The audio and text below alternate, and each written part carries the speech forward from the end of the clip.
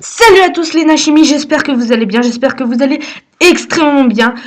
Je suis un peu vénère parce que ma vidéo a été supprimée à cause de droits d'auteur alors que j'ai trouvé sur YouTube donc la partie avec Morgane de cette vidéo. Voilà, donc comme vous avez pu la voir, la vidéo a beaucoup été aimée et du coup je vous la repose. Je suis vraiment très vénère contre YouTube, contre la Toei Animation parce que j'ai contesté plusieurs fois les droits d'auteur et ils m'ont supprimé ma vidéo. Du coup, je suis vraiment très vénère. Donc, en tout cas, j'espère que cette vidéo vous plaira. J'ai supprimé ce qui allait pas. Du coup, bon bah, regardez cette vidéo et abonnez-vous, likez, partagez comme d'hab. En tout cas, moi, je vous laisse. À plus. Je vous prépare du gros, du très gros.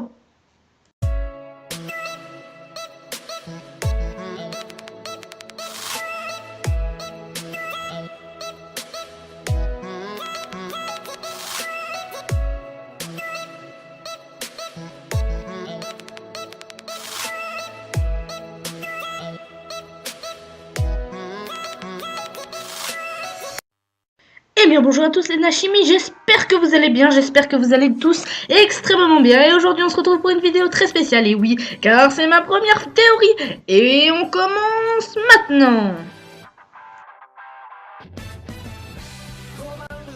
Le colonel Morgan fait partie de la marine et dirige l'île de la base navale et est le premier adversaire de l'équipage au chapeau de paille, qui à cette époque n'est composé que de Zoro et Luffy. C'est aussi le principal acteur de l'arc Morgan qui lui est consacré.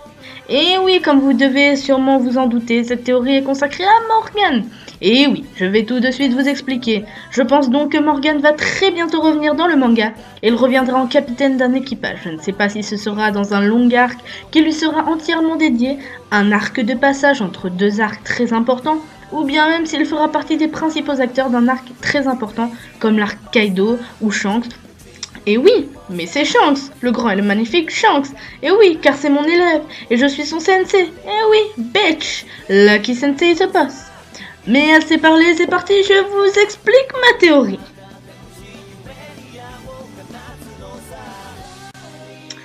Comme vous devez le savoir, comme tout bon fan de One Piece, Eiichiro Oda a déclaré dans une interview qu'il y aurait le retour de chaque principaux méchant de la première partie du manga.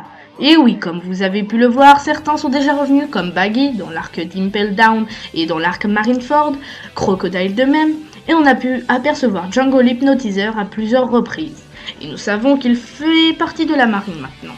Pour les autres, c'est plus compliqué. Je suis absolument sûr qu'Ener va revenir car nous avons pu suivre ses aventures sur Fairyverse. Et je suis sûr que cela va donner lieu à un arc qui lui est dédié. Pour les autres, j'hésite encore. Pour le capitaine Kuro, je pense que c'est Django qui le représente. Et pour Arlong, je ne sais pas si ce sont les hommes-poissons croisés par les Mugiwara sur l'île des hommes-poissons qui le représentent ou s'il va revenir. Ou bien même si c'est Octi qui le représente. Par contre, pour Don Krieg, je n'en ai aucune idée. Enfin, si.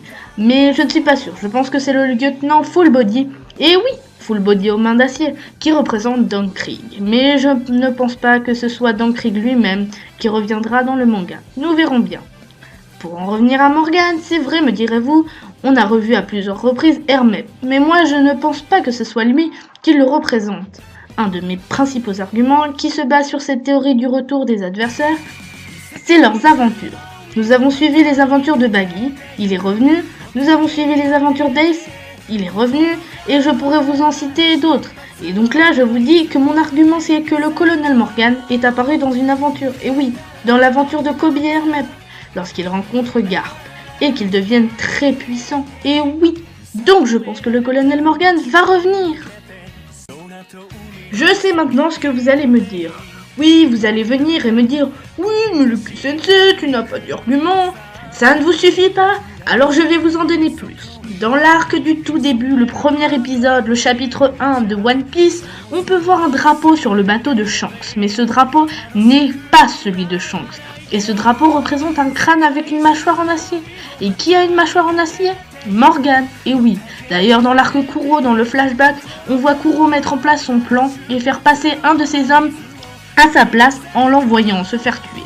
Encore une fois, à sa place. Et oui, mais car dois-je vous rappeler que Kuro est extrêmement puissant et qu'il est un des meilleurs stratèges de One Piece, et oui.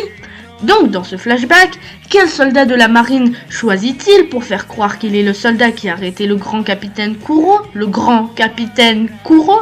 C'est Morgan, et oui, car c'est un soldat qui a la mâchoire cassée, qui a encore la rage et qui lui ressemble étrangement. Donc on peut en déduire que c'est Morgan, et oui. Donc moi ça ne m'étonnerait qu'Eiichiro Oda, et qui est le big boss, ait dévoilé autant d'informations sur le grand colonel Morgan avant et après l'arc qui lui sont dédiés. Et je pense qu'il va faire revenir le colonel Morgan et que Morgan va revenir avec une histoire assez incroyable. Je ne sais pas moi, peut-être que c'est le frère d'un célèbre pirate comme Goldie Roger. Et oui, mais bon, après ça je ne sais pas. Nous le découvrirons bien assez tôt à mon avis. Pour terminer, il y a une autre possibilité qui me trotte dans la tête. Je n'ai pas de preuves, mais je me dis que c'est fort possible. Je vous explique. Je pense donc aussi que le colonel Morgan aurait pu ou va rejoindre l'équipage de Barbe Noire. Et oui, de Marshall D. fucking gros dégueulasse Teach. Ce gros dégueulasse qui nous écœure tous. Et oui. Mais cette possibilité reste à vérifier. Bon et bien voilà les Nashimi, cette vidéo est déjà terminée, n'hésitez pas à vous abonner à la chaîne, à liker et à partager mes vidéos, à regarder et à commenter la dernière où je lance un petit concours sur ma vidéo unboxing. Voilà en tout cas, c'était un plaisir et moi je vous dis à très bientôt pour de nouvelles vidéos. Arigato, sayonara!